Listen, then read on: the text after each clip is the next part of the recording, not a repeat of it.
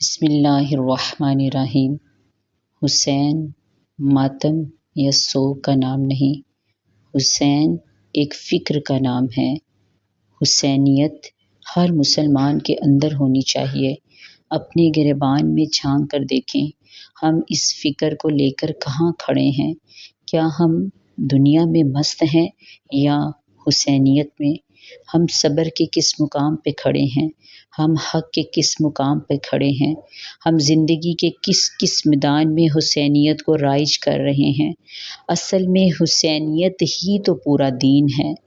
اپنا سب کچھ قربان کر دینا، لیکن میرے نانا کے دین کو آنچ نہ آنے دینا، یہی امام حسین کا پیغام تھا نا۔ جس دین کو امام حسین نے اپنی گردن کٹوا کر بچا لیا تھا، آج اسی دین کو ہم نے اپنی زندگیوں سے نکال دیا ہے۔